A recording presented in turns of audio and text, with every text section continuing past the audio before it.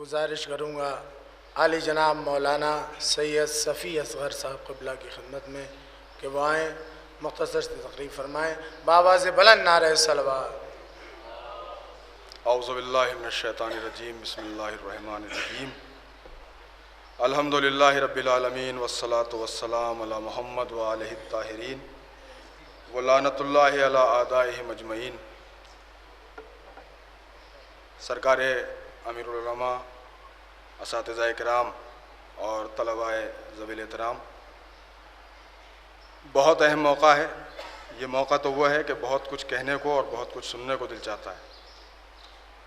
बस इतना अर्ज़ करना है कि इस दरो दीवार से वाबस्तगी ने हम लोगों को वहाँ पहुँचा दिया है कि जहाँ का तसव्वुर भी नामुमकिन था।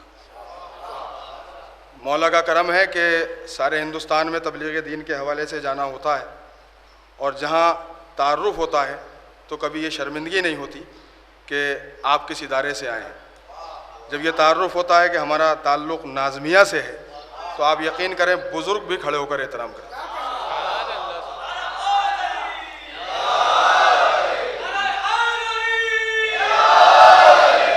मैं क्या करूं कि बहुत जज्बाती हो रहा हूं, कह नहीं पा रहा हूं। असल बात यह है कि आज वो इज़्ज़त यूँ तो जिस रोज़ से इस मदरसे में दाखिला लिया था उसी रोज़ से हमें इज़्ज़तें मिलना शुरू हुई थी, लेकिन हमारे असातिज़ाए किराम की मोहब्बतें हैं, दुआएं हैं। आज का दिन हम सब लोगों के लिए बहुत अहम है, इसलिए कि वो इज़्ज़त, वो सरफराजी मिलने जा रही है कि जिसका तसव्वुर हमें बहुत अरसे से था और बहुत अरसे से जिसका इंतज़ार था। तो अर्ज़ ये करना है कि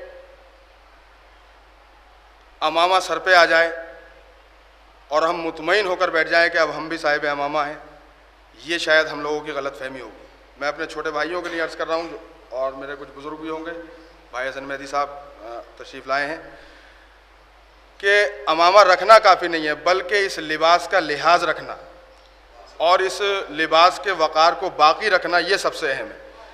तो गुजारिश ये है कि आज सिर्फ सर पे अमामा ना रखें बल्कि एक हलफ भी उठाएं कि हम तरवीज दीन और नशर उलूम आले मोहम्मद के लिए हर मुमकिन कोशिश करेंगे।